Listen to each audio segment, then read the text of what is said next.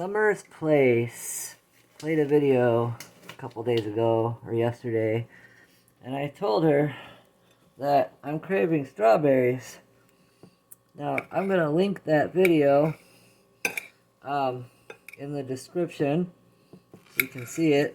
A lot of inspirational quotes and stuff. I got a head start on these, cut off the stems and a couple of soft spots, except for that one that I missed. Got a head start to make the video shorter. I could edit it and like speed it up too, but I don't know how.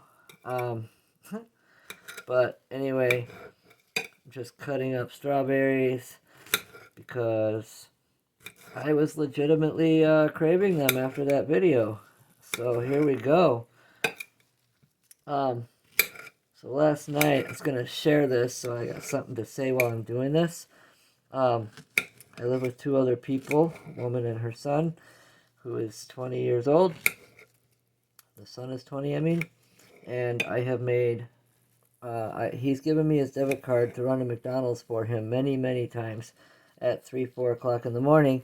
And it is very, very, very common that their credit card system is down, and so they have to have cash.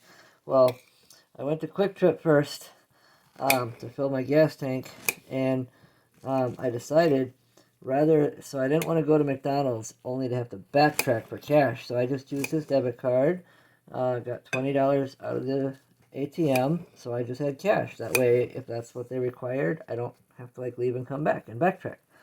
Well, and I did this once before too. I didn't call him, I didn't do anything. I just got cash out, did his thing, brought it back. Everything was gravy, right? So why would today be different? Or this morning? Well, I'll tell you why this morning was different. Got back and I told him, so first of all, he has to pay rent and his phone bill tomorrow.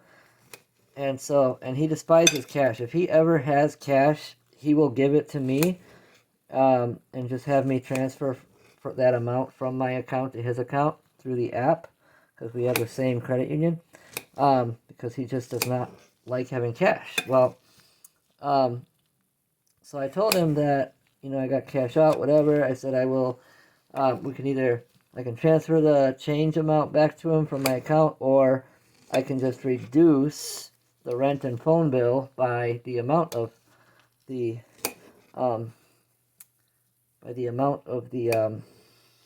change or whatever. That's kind of soft. Well, come on, open this stupid garbage can. They got an automatic garbage can, which works just fine, except for when I'm recording and trying to get back here in a hurry. Anyway, so he snaps on me and he's like, dude, you used my one and only, overdraft forgiveness. I'm like, what are you talking about? He's like, they transferred $25 from savings to checking to cover the, to prevent an overdraft fee when I took that 20 out, because apparently he only had 13 in checking. Now, he snapped at me. Like, he went off. He was really upset and really mad, and he's like, you should have checked the account balance first, and blah, blah, blah. And I'm like, why would I do that? It's not my responsibility to do that. Now, he knows because I've taken him there, so it's like he's been there with me when they required cash many times. So it's his responsibility to A, know how much is in his account, B, make specific arrangements. So, like, knowing that it might require cash, he should have told me, hey, I only have $13. If it needs cash, please transfer from savings to checking first, or call me and I can do it through the app. Like, that's what he should have done, but he did not. And so I did nothing different this time than last time, but because he did not do his due diligence, suddenly the whole thing is my fault. Well, I won't stand for that. And so it got very heated. We're both yelling, cussing at each other. And he kept saying the same thing over and over and over. You should have checked the account. You should have checked the account. And I told him the same thing over and over. It's not my responsibility. I said, I did you a favor by going and getting you this food. Like, I made a special trip just for that. You know, like I didn't have to do that. Snapping on me is not how this should be going. Well, anyway, so he says, and so I told him, I said, look, you know what?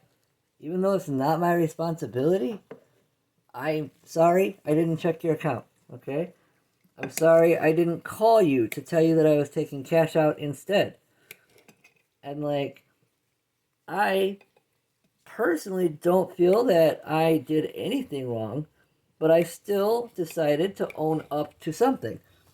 You know, I'll take part of the blame for this. Let's be fair. I mean, it's maybe not fair, but, you know, take a little bit off of him to make him feel better, you know, just for his own peace of mind, whatever. That's not enough.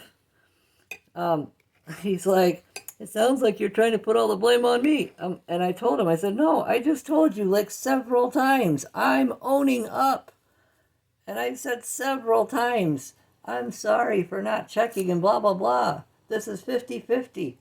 I said, this is just as much your fault as it is mine. And in all honesty, it's really way more his than mine. But I'm making it even. I'm taking some of it off of him to make him feel better because he's a whiny little person. So, you know, try to help him out. I try to be good. Try to do right, even if it's not right, you know?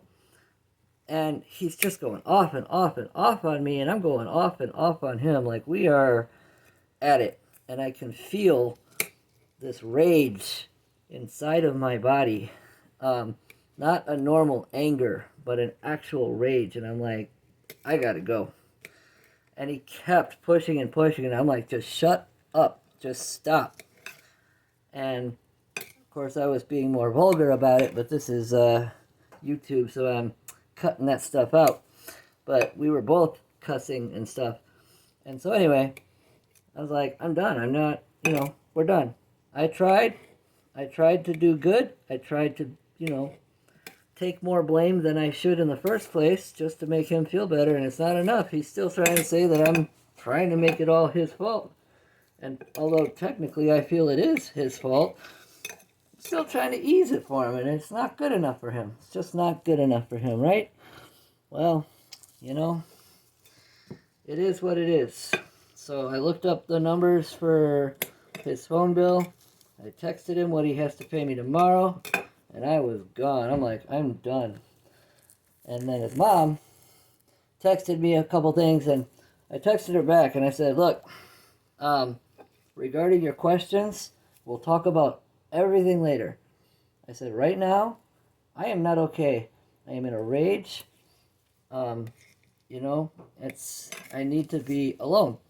I said, after this text, I'm going to ignore any more calls or texts that come in. I'm not talking to anyone. I said, I'm going to go love up on Olive and just gather my thoughts, and that's what's happening.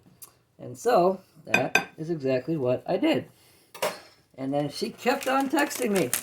And I'm like, oh my gosh, and I just ignored it, because that's what I said I was going to do. I told her, I didn't tell her anything.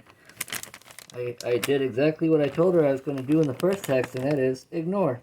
So I just kept swiping them away, thinking to myself, why does she keep doing this? But I think the last one, and I didn't read any of these, by the way. I only read a few words.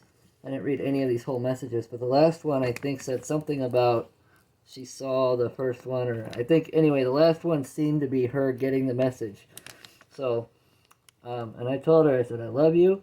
I have no beef with you, but I'm not okay. I don't want to talk about the taxes, because she was talking about doing her taxes and stuff. Like, I don't want to talk about all that stuff right now. I'm not in a good place to talk about that right now. My brain is not okay right now. So, anyway, all is well. That was what, like 4 hours, 5 hours ago now. So I've calmed down, and I've had some Olive time, and anyway, this here, Miss Summer, is for you. Strawberries. All right. And there you have it. So,